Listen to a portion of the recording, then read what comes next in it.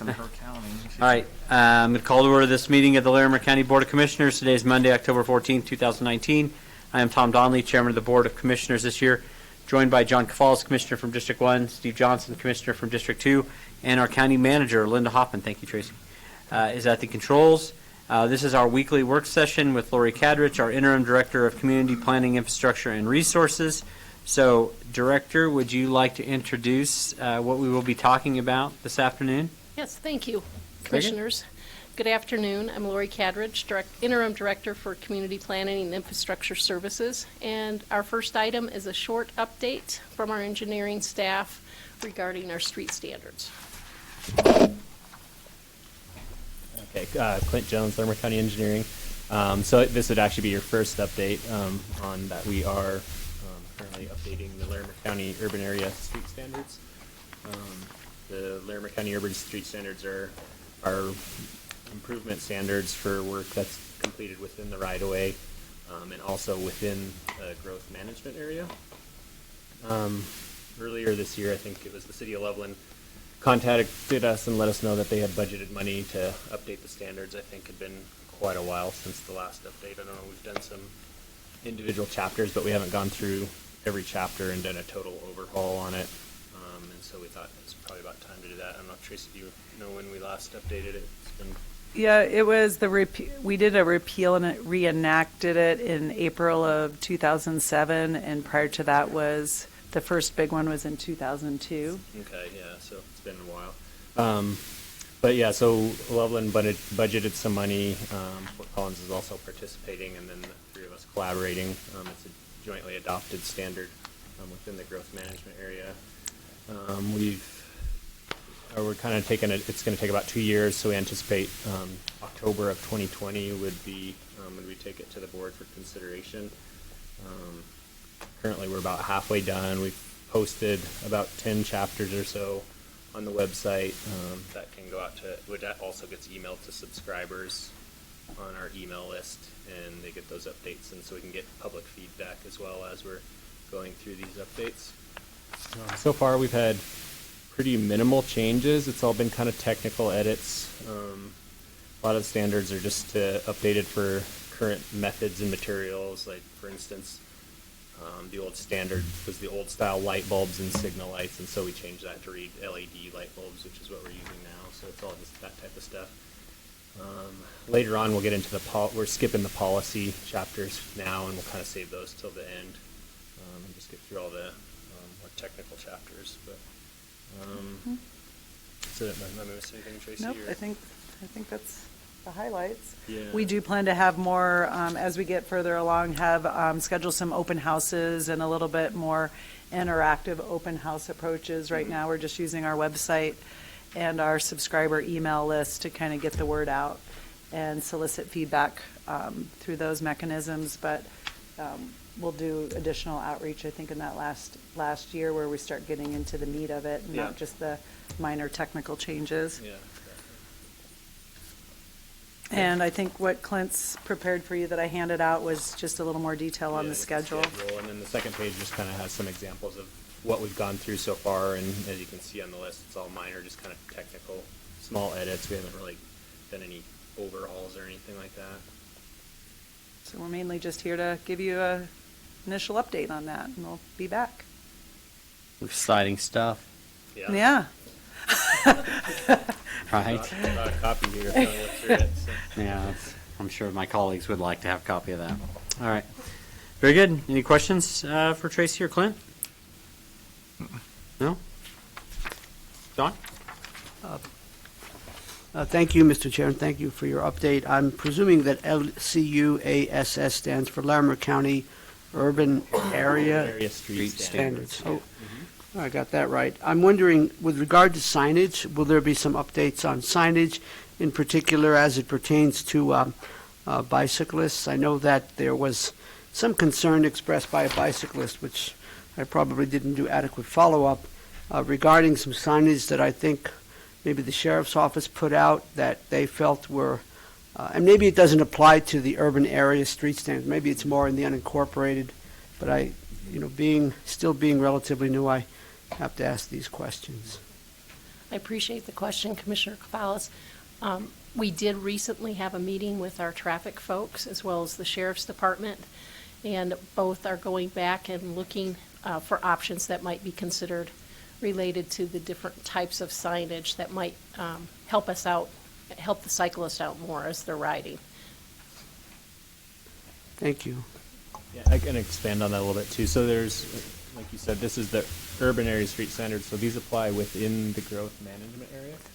And so we actually do have a subcommittee that's formed that's going over the traffic signals currently. And so, and that I can bring that feedback to them and mention that to them and see if they had Yes, similar thank you. feedback. Thank you. And not to belabor, but just it seemed like there was some perception out there that some of the signage that was out there was somewhat, maybe not as balanced as it could be, or somewhat accusatory. I mean, I think there's responsibility both on the part of the bicyclists and the drivers, but I guess there was some signage that I don't know if it comports with state or national standards, that there was some concern. This was 3-4 months ago. Yeah, so there is some new signage that's being looked at by the state, and so we were just looking initially at various options to be considered, and then the sheriff deputy that was there was going to take that back to Sheriff Smith to see if that would work, and we'll follow up and get back to you. Ask Dalen. That dude has more signs. That guy puts up more frickin' signs. I mean, there's a sign for every 5 feet of natural area in this county. I mean, that guy's got one sign for every 5 square feet of trail or something. I mean, he's the sign king of Larimer County. He's up next, too. Oh, good. Hopefully he's going to brief us about all of his signs. No, How much the open space tax has to go just to maintain the damn signs. Good, thanks, guys. Thank you. That dude's got a ton of signs. Thank Are you guys ready? So this next item is a presentation that I've seen a few times, and it takes a combination of the tax that was just passed, our master plan, and an economic study that was done to help inform what costs would look like 20 years from now. And we combined all that information together, and we're Wow. prepared to share that with you today so you can get kind of a snapshot of what the future looks like for the Department of Natural Resources. No. Well, good afternoon. I was going to say we're up here to talk about sign standards, but I guess I won't do that. You're here to talk about raising opinions like that. We are not. So, First step. now, so what we're here today with Lori Smith and Megan Flanagan are here to speak to two things. One is really a long-term look at our budget. So as you know, in 2019, two major events happened for DNR. One was the reauthorization of Help Preserve Open Space as a 25-year funding source. Sure. And with this came changes in how the funds are to be utilized and the amount of funds that we receive because the percentages changed. And Lori will talk about that as she goes through her talk. The second thing that occurred was an increase in the user fees in some of the open space properties and our parks. And so we wanted to show really how those work together to meet our budget objectives. So when we started this new era in funding, one of the things that became important is understanding how to look forward over the 25-year life of the sales tax and understand how to meet the obligations in the sales tax while still meeting the long-term management obligations we currently have. Because the concern always is if we're not careful, we can outspend our ability to manage the properties that we own. We already have a long obligation of long-term management from facilities we've already built and lands we've already opened to public use. And we want to add to the land portfolio. We just need to understand how that balance works. We still want to meet the goals outlined in the master plan for open lands. It was adopted in 2015. There's some objectives laid out in that. We have a Reservoir Parks master plan adopted in 17. Again, has some capital objectives and expansions. We want to obligate ourselves to meet those goals. But again, understanding that long-term management objective is important to us. In short, we can outbuy ourselves if we're not very careful. So what Lori's going to present today is really a 25-year look at our budget that helps us capture our long-term management cost obligations as they are today, but also project them into the future so we know how to balance our budget moving forward. So it's not a budget that Lori's presenting. It really is a model that helps us build a budget on an annual basis. Following that, Megan will talk about really our land conservation strategy. And again, wrapping the financial reality of our funding streams into land acquisition and being able to sort of strategically purchase lands in the right part of the county for opening them up for public use, plus the number of properties we can open to public use is important for us to know. And Megan's going to talk a little bit about that and our ability to front load some of those acquisitions. There's a sense of urgency in terms of buying land while it's available, and buying land as it's not going to get any less expensive than it is right now, and taking advantage of the funding sources we have to accomplish both of those. So with that, I'm going to let Lori start it off and go through our budget projections, and Megan will follow up after that. Okay.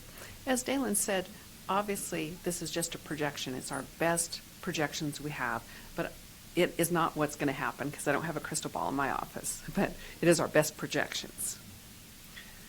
She has the magic 8 ball. Yeah, not the crystal ball. How's the funding going to be? So to start out, we thought we would talk, now we're really talking about parks and open lands within our department. So it's not the whole department, it's just parks and open lands. And so when we look at that, I first wanted to cover the funding sources and a little bit about those restrictions, just as overview to kind of get started. So we have 3 main revenue sources within those areas. The first being the Help Preserve Open Space Initiative.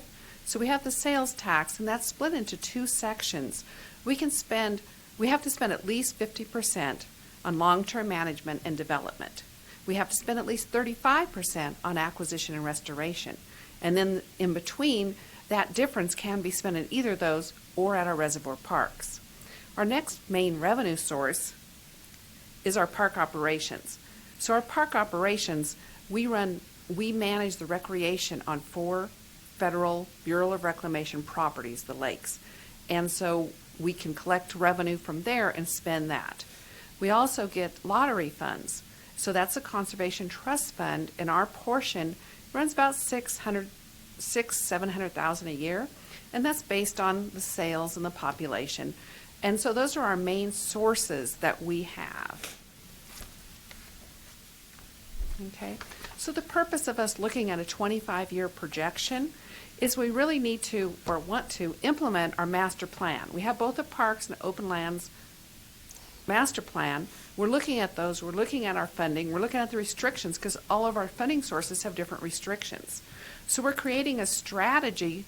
In addition, we believe that we need to front load acquisitions while the lands are still available and when we have the price is lower than it will be in the future. So we want to front load the acquisitions as much as we can. We're also watching the ratio of land conservation versus public access. So we want to make sure we can afford to maintain those that we open to the public. We're looking at long-term management costs, and we want to retain the budget flexibility. So those are some of our purposes that we're looking at the 25-year projection. We did some base assumptions before we started. Last year, we had Harvey Economics come and do a financial analysis fee study for us. And along with this, we look at projected visitation growth. We looked at anticipating operating increases, because if you have growth, you have to increase to keep your customer service the same. And we looked at what kind of fee adjustments may be required to do that. The other documents we used is we looked at the master plans, both parks and open lands. We looked at the capital improvement plan for the 5 years, but also in the future. We looked at sales and use tax resolutions to see what kind of restrictions we had. And we looked at historical revenue and expense patterns, because the future may not be exactly like the past, but if we look at historically those revenue and expenses, it can give us a good idea as we're making assumptions into the future. Okay, so we're going to start whenever the BOR reservoir parks, or as we call them, the parks. So we're looking here at the operating fund for the next 25 years. So we start out by looking at the operating expenses. And so that's this copper-colored bars each year. And then we look at the capital expense. This gold is what we anticipate being able to take out of the park operations towards those development. And then we'll see the operating revenues, and those are the revenues that we're generating from the parks, the fees.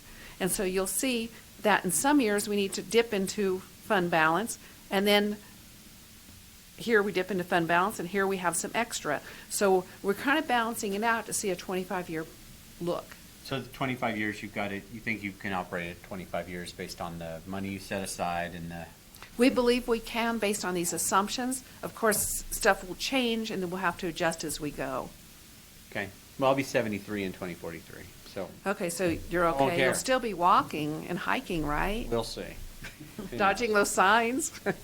Is this based on fees not changing at all? No, this is based on, when we worked with our consultants, they suggested that we raise the fees probably every third year, about 10% every 3 years, a little over 3% a year. That was their suggestion, so we put that in our assumption. That doesn't mean we're going to, we have to come talk to you and look at it, but that's the assumption we use. And the 10% every 3 years, that's based on the analysis that they did, that would be sufficient to cover some of the operating expenses? Yes, Okay. And inflation in general.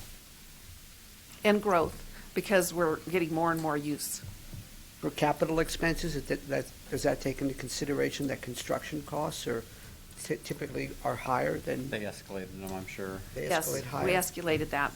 And then you also probably had some kind of formula to figure out your revenue is not based solely on fee increase, I suppose. It's based on population growth as well. Okay. We have Exactly. population growth, we have additional people using our fees, so we had a consultant help us with that.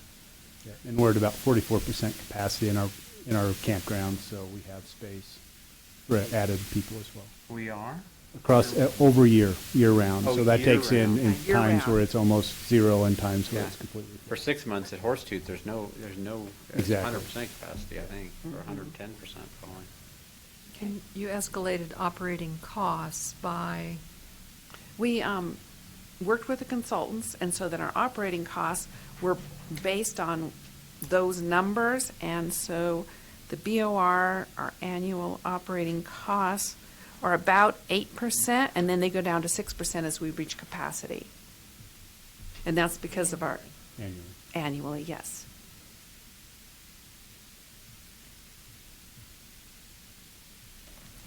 Okay. The next we looked at here, we're still in the parks. So then we looked at the capital projects. And so looking at the capital projects and based on what we've seen in the past, what we anticipate needing in the future, this is what we believe we will need to spend for capital CIP projects annually and the funding from that. So the bottom is what we're anticipating park operations can contribute. We have lottery. We have partnerships, which would be grants and other entities perhaps. And then what we would have to use of sales tax. And again, this is towards the reservoir parks. So looking at that another way, we see that 80 million is what we're anticipating as those needs in the next 25 years. And so of that, we looked at our four main sources and categorized those to see, we think parks can do about a quarter of that, lottery about 29%, grants and other partnerships the 30%, and the sales tax will have to dip in about 14% of the park development projects, but it's right at 3% of the sales tax that we're anticipating. And historically, we got enough from these two bottoms to pay for those capital projects at the parks. But now, things get higher. Lori and Mr. Chair, regarding the revenue to the state for lottery, what are the trends? I mean, have we noticed trends? Is it pretty consistent as far as participation, or is it going up or down? And do you factor those variabilities in terms of your future projections as that one source of revenue? Yes. If we look back through history, lottery back, it's 1.17% annual increase, so it's very flat. Very flat, but it's not going down. No, it's very flat. It's Buying slowly lottery raising tickets? about 1%. Now, as the cities expand their borders, they get more of it because it's just in the county. Yeah. So we're pretty steady. It's about 1%. Goes up and down a little bit. It's real steady. Okay, thank you. Huh. Guess I should buy a couple of lottery tickets. Yeah, since you got elected, I've been spending half my paycheck on lottery tickets so I can get out of here, hopefully get out of here. So now, Powerball drawing away. now I want to, now I want to look at the open land side. So if I look at the open land side, and this is managing our open spaces, we'll see that our operating expenses are here. These are when we're anticipating opening a new area to the public. And then this is our anticipated fee-based earned revenue. So you will see the gap gets, so that's our user fees, our camping at Hermit Park, those fees that we charge for people to use. Parks passes. So any Yes. parks pass go into that? Park passes. Portion of that, yeah. On the open spaces. And so, okay. So you'll see Day that, use permits at Horsetooth Mountain. Exactly. Those things, Mhm. okay. Okay. So that's just that. You don't charge sales tax, though, on this chart. no, this is just showing the user fees. Okay. So this is showing that there's a problem. It shows that there's a gap. Yes. But it doesn't show the tax, the actual It dedicated does sales not tax. show the Okay. sales tax. Okay. That'd be helpful, I suppose. Okay. Now, just as you asked, There we this go. new sales tax. So 25 years, we're anticipating 370 million. Of that, we're required to spend at least 35 in acquisition and restoration, at least 35. We're required to spend at least 50% in management, improvement, daily operations. And then here's the 15% that's flexible. It can be used for either of these, or it can be used for improvements at the 4 BOR reservoir properties. So this is what our ballot language says. Okay? In doing our 25-year projections, this is what we anticipate. So here is acquisition and restoration. We have to do at least 35%. We're having 35.3 is where we're getting that, because we start out by saying how much do we need to manage. Now remember, these two sections together, the two green sections, has to be at least 50%. So we need almost 50% to manage our current open spaces and those we anticipating opening to the public in the future. And we anticipate needing almost 13% for improvements of those ones. We anticipate about 3% being needed for the parks to make up what they need for capital improvements. Now, in looking at that, we originally have a master plan that's 10 years, and we stretched it out to 12 because we needed to stretch that out to be able to get the funding of what we're anticipating. And as we look at this can't go much lower. And so these are the two areas that would have to be, I guess these three, would have to be adjusted if expenses go up more than we anticipate, or if revenues are less than we anticipate. So we'd have to make adjustments on that management, what we do for development. These two development pieces, if you stretch that out and take longer, postpone those, you can see a little bit of difference. If I may, does improvement of the lakes and the reservoirs, that 3.1%, could that also include campground expansion, or is that included? Yeah, it can include any capital improvement, the reservoirs, it could be campgrounds, boat ramps, things of that nature. And the capacity, the land is available when we need to expand the campgrounds, or is that a tricky thing? It could be that as well. I mean, it could be acquired with the sales tax, the land. If we needed additional land to expand a campground, for example, it could be a sales tax expense. Okay. It may not be, but it could be.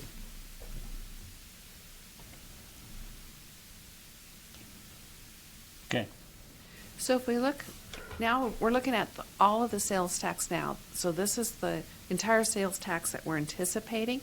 So if we look at this, how we're seeing this playing out in our projections is the green section is what we anticipate using as long-term management. And remember, this was escalating. The light green is a capital development on those open spaces. That orange color is the improvements at the reservoirs. And this gold is our acquisition and restoration. We're trying to front load that here, as we talked about, so that we can buy those lands while they're still available and while the cost is lower.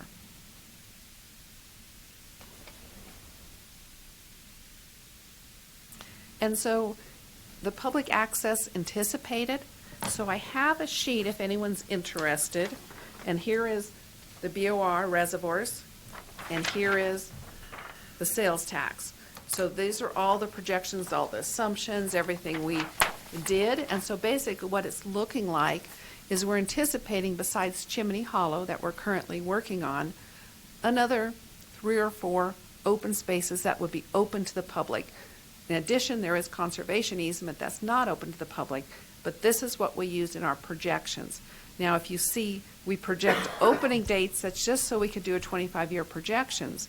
If we postpone those, we would save money. If we moved them up, it would cost more money. So, any questions? Yeah, what, these are placeholders, or these are specific These projects? are placeholders. So what we're saying is over, to balance out land acquisition and long-term management. We know Chimney Hollow is next on the list, and so in 2026, that'll be constructed. And what is it? Open. We just did a bunch of trail work up there. We just opened a bunch of new trails. Not at Chimney Hollow. This is the new residential. Hermit Park. You're thinking Hermit Park, yep.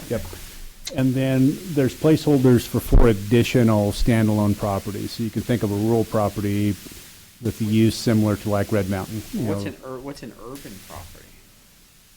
Urban, closer to town. So rural would be like a Red Mountain. Urban would be like a Devil's Backbone, where it's near urban. So not a true urban property, but something in close proximity to a population center, Okay. where it'll be relatively high use. Okay. Any other questions? Why would we not target purchasing those first, since those costs are likely to escalate more rapidly? That would be the hope. These are just projected openings just to hold them in place. So if we're able to buy the urban or near urban property first, absolutely we will. But this just helps us sort of have some holding places for properties. So do we still use our kind of our map? You remember that map we had, which is kind of our acquisition guide, and we're gonna do that mountains to plains thing and all that stuff. I mean, that had broad swaths of area where you'd like to do conservation. Are we still using that? Yeah, and I'll, in my presentation, I'll go over a little bit how we're using that to help focus on where these areas might be. And Because they were, if I recall, I mean, I wouldn't have thought, maybe around Horsetooth Reservoir there was areas, but there wasn't a lot of stuff I would have thought was really kind of in that urban interface. But maybe I don't remember it. yeah, we'll go over it. Okay. Linda, I wanted to clarify as well. We use these projected opening dates to look at the increased management cost along the way. And Dalen's absolutely right. If we can acquire the land sooner, we intend to acquire the land sooner, and then it might not open to the public until later. It might take several years to get the. The other thing is, I think the existing tax, the tax that just expired in 2018, actually has a fund balance of about $11 million, doesn't it, Lori? It does. It's about half of it is in the acquisition Yes. and development, and half is in the management. So we're using part of that is why we're able to front load the new sales tax and not use as much for management and set more aside in those first few years for acquisition. Okay. Yeah, and to follow up on Lori's comment about delaying the opening, we found, at least with the model, there's a substantial savings on an annual basis. If we wait a year or two, it can be a substantial savings over the life of the sales tax. So there is a strategy if we are able to purchase now when the land is relatively inexpensive, and then delay the opening for a while as we gather information. There's a long-term management cost savings. Of course. Okay. Is that it? Switch it. Okay, so Megan's going to go over our land acquisition and follow up to your question, Tom. Okay. What'd you think about that thing we did last week? That was fun. That was a great turnout. I enjoyed it. We did the Berthoud Society for Environmental Journalism tour stop. Commissioner Donnelly and I were there, and it was a lot of fun. And Megan was there. It was it was an environmental journalist, I don't know what you call it. A conference, I believe, yes. Yeah. It was like a moveon.org event. I was dropped down in the middle of it. I'm telling you, man, you couldn't swing a dead cat in that place without hitting somebody in one of those quilted puffy coats, man. Everybody had one of those. That's like the uniform. That's the official uniform. It was cold. It was cold. They were an engaged group, though. That It was damn that cold. was fun. Yeah. All right. So, Oh, look at that. That's my district. yep, at there's that. the Devil's Backbone and Chimney Hollow on the right. Chimney Hollow, Devil's Backbone. No, that's both my district. There you go. So as we've been looking at front-loading our acquisitions, we wanted to re-look at historically how we've approached some of our acquisitions, which in many cases has been a little bit more reactionary. We waited till someone called us and we met with those landowners and pursued things that way. But looking forward, not only because we're trying to front-load our acquisition funds and reach out to those lands that are most critical and important to achieve our acquisition goals for conservation or recreation. We really wanted to find and pinpoint those properties that would give us the biggest bang for our buck doing that. Not just financially, but really with a sense of urgency at these properties maybe being lost and what really is left that meets those goals best. So we're looking to take a much more strategic, proactive approach at identifying those parcels, reaching out to those landowners, and moving forward with some of those acquisitions. We did a GIS query with our land agents, and we took all of the properties that are within our master plan priority areas, the map Tom's referring to, and looked at which parcels either could be best for a future public access goal. So we looked at some of those that are closer in where the demand might be higher for public access, as well as those maybe further out that add in fee lands to other existing conserved properties, and then those that might be better for conservation easements. So they wouldn't be in county ownership, but the development rights would basically be conserved in the habitat values, scenic values, ag values, the other things that we look to do in our program. So here's the map of our priority areas. It's the Wyoming State Line, Weld, Larimer County. There are 8 priority areas on this map from the 2015 Open Lands Master Plan, where we said that Larimer County would take the lead in completing or initiating land acquisition. Those areas are the Laramie Foothills, the Buckeye area, which is the ag area north of Wellington, the Livermore area up near the Forks, Eagles Nest Open Space is in that region. It's in my district. Yeah, that's right. The area west of Horsetooth Reservoir, going from Risk Canyon down to the Big Thompson, which we call the Redstone Buckhorn priority area. The Blue Mountain priority area, which is west of Carter Lake up to Forest Service, south of Highway 34 to the county line. And then there's a foothills priority area, this corridor that we basically have achieved all our conservation goals in to date. And then the 3 river corridors, so the Poudre, Big Thompson, and Little Thompson River corridors. The areas in tan that I won't spend a lot of time on are areas where others that are working in the county, whether it's agencies, land trusts, they have those as an area where they are taking the lead and we would partner. So just one example with the Estes Valley Land Trust, Rocky Mountain National Park are very active in that area, and we partner a lot on transaction costs or projects there. So within each of those 8 master plan priority areas where Larimer County would take the lead, we picked a threshold of 100 acres or larger.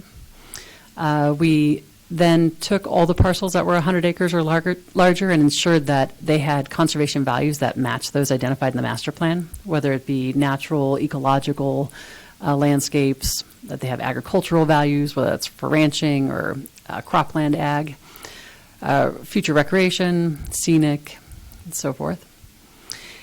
And we came up with the table that Lori handed out to you, and be on the next slide. And our next approach with that is to take, it's approximately 100 parcels, and we plan and have already started meeting with We've met with all of our partners in the county, so the City of Fort Collins, City of Loveland, the towns and cities that get a portion of the sales tax, as well as all the land trusts that are active, so the Nature Conservancy, Colorado Open Lands, Cattlemen's Land Trust, and talk through all the parcels that were on the list to make sure we weren't stepping on someone's toes, and if someone else was taking the lead, we would understand that, they know we were interested. And then we've started calling the landowners that we prioritized within that 100 parcel list. And it's going pretty well to date, actually. We've gotten a lot of good response. I think one of the most fascinating things to us was most response we get is people saying, oh, I've known about the county having the sales tax. I've known you do this kind of work, but you never called me before. I didn't know you were interested. We just figured you'd called us if you wanted to conserve our land. So it's been an interesting response that way. Wow. So I won't spend a lot of time on this table, but I just want to highlight the 8 priority areas are on that left column, and the opportunity for conservation is listed in this middle one. In all the areas except the river corridors, there are about 20 to 30 parcels that meet those criteria. In the river corridors, it's generally quite a bit fewer, 10 or less. So we are going to take a fresh look at the river corridors where there's been a lot more development, or in the case of the Poudre River, a lot of conservation has happened already, and maybe look at a little bit smaller acreage threshold there. We identified what the key acquisition type we thought in these areas could be. So, for example, in the Buckeye Ag area, our focus on ag lands really is conserving through conservation easements versus the county owning cropland ag areas. So that's a location where we really see focusing on conservation easements. Many of the others are a combination of fee or conservation easement. Some of the primary values within each of those bubbles that we're looking to conserve, who the potential partners might be, a relative cost per acre, which is just relative to low in the Laramie foothills up to medium to high along the Poudre River, high along the Little Thompson River, given development pressures. And then we put a total dollar amount to each of those areas based on the parcels. That was based on our land agent's best estimates. It didn't include paying the full price for some properties. We took an assumption based on the past of conservation donations, bargain sales, things like that, and likely partners, what they might bring to the table. When you add up that column, it's right about $75 million. And you saw in Lori's presentation, we have about $120 million available in that acquisition pot. So these are today's dollars and not quite completing everything that's a priority area. So that was good for us to understand that we really need to be wise about the purchases we make and remain focused on those that do meet our key goals. Well, And- so yeah. this doesn't seem to jibe exactly with what you said on the previous slide about how you'd like to develop urban level open spaces. I mean, those would most likely have to occur either in the Poudre River area, Big Thompson, Blue Mountain, I suppose Buckhorn, or Little Thompson. And so those, you don't have much money programmed in those areas. And so if you're going to really develop an urban level type of amenity, it seems like, number one, you don't have a lot of different parcels to choose from. Right. And number two, you haven't assigned enough money. Well, this would just be the initial acquisition cost, and then on top of that would be the cost to develop it. So, and this is really just to give a sense of. So total. estimated cost to complete all opportunities doesn't mean, No, it just means acquisition to complete that. So that's your estimated cost to complete acquisition. this is simply acquisition, either a fee or conservation easement. So, and again, this isn't going to be completely accurate as deals come in and property owners approach us. The numbers will likely change, but this is a planning document that helps us lay out the strategy and does not include any site development. That would be an operation cost that Lori captured in her estimates. In this last column, standalone, is it a standalone opportunity? And we really look closely at the different parcels within each priority area to say, would it meet a standalone future open space? So these 3 to 4. And there are some in these more remote areas, as you just pointed out, Laramie Foothills, Livermore. But there definitely are some along the Poudre still, the Buckhorn, Redstone, and Blue Mountain area where that more urban level use would be anticipated.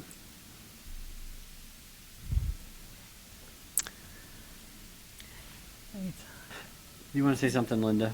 I'm going to hush. No? No, Okay. Any other questions? Where's the Blue Mountain area?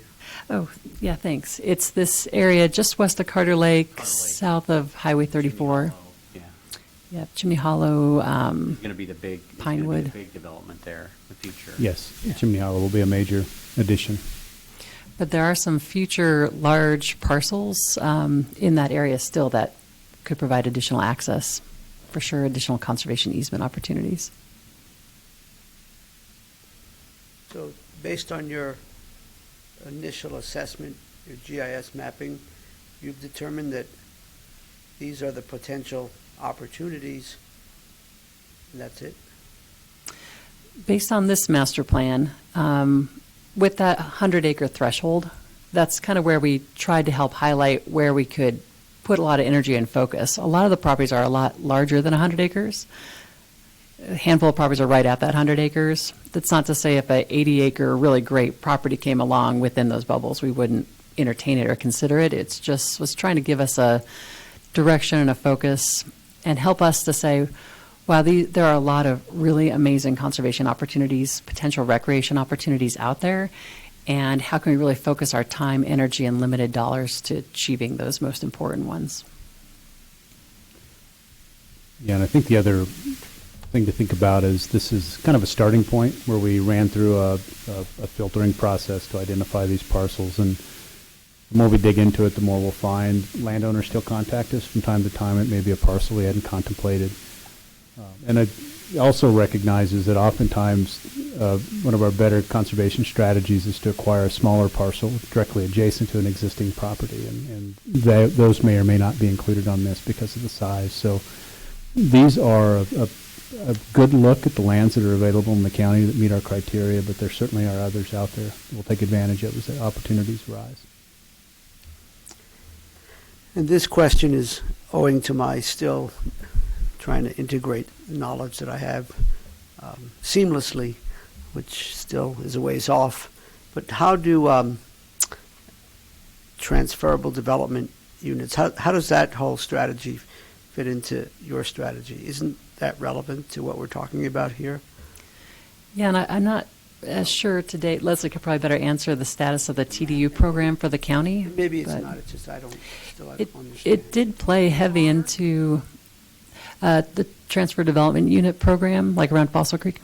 It did play heavy into the Fossil Creek Reservoir conservation work that we and Fort Collins and others did, because quite a few of the parcels that were on the south side of Fossil Creek Reservoir could transfer development units to that north side outside a quarter-mile buffer.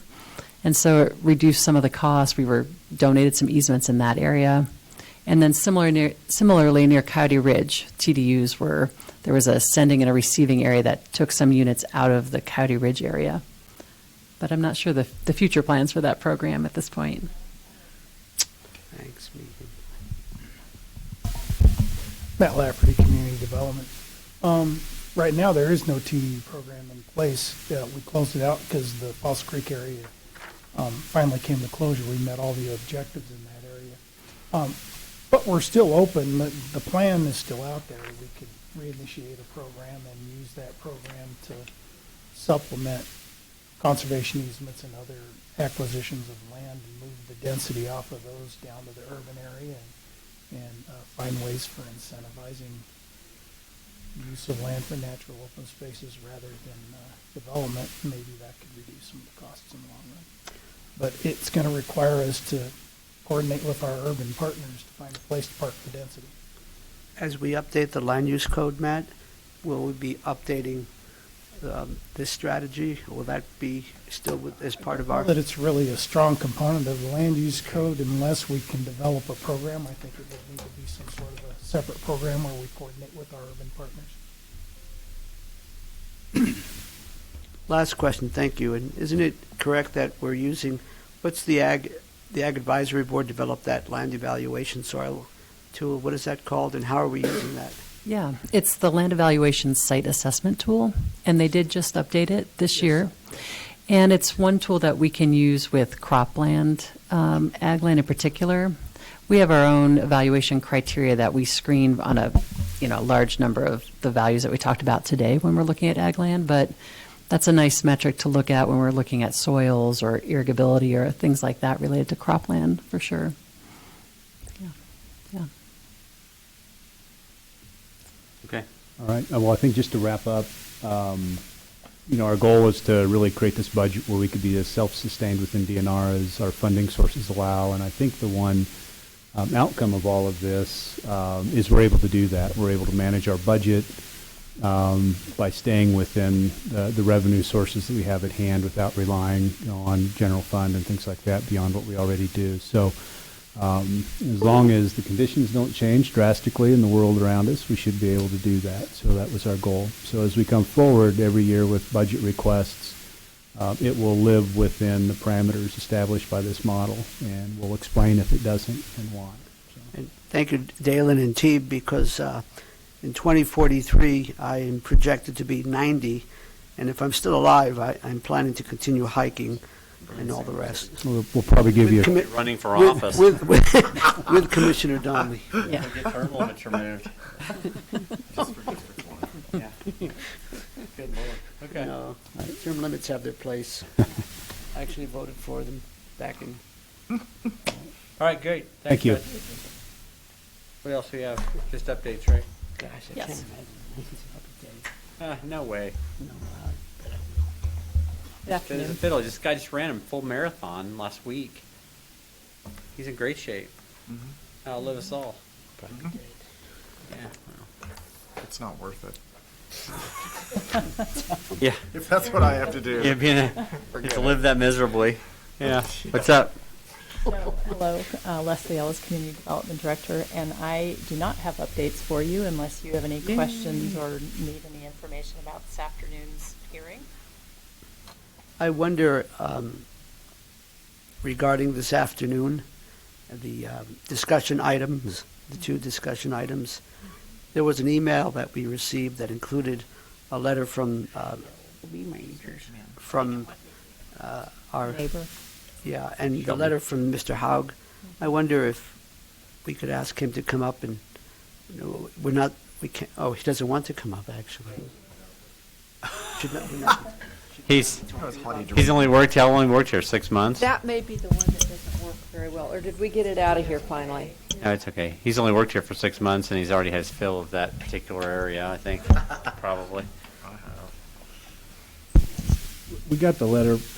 I wrote the letter because I think we had had a conversation with the board about how to deal with this some time ago. Because they had an event, it was a funeral, and there were too many people, and we had said, well, please tell us how you're going to make sure this doesn't happen in the future. They did respond to that and had a plan. I don't know that that's, I guess for purposes of today, I don't know that you can ask about it, or if you want to discuss it, that's fine. Sure, I don't even remember that. Did the staff make a recommendation on this particular item No. today? It did not, did No, they? we were neutral on it. We will provide some possible conditions of approval if you choose to go there. So we're prepared for that in either case, but yeah. Can we consider both items at once so we don't have to hear everybody twice? Yes, I would think. Yes. Good. Yes. That was kind of a rhetorical question. Yes. But, well, it really Let's was do a that. suggestion more than a question, but Yeah.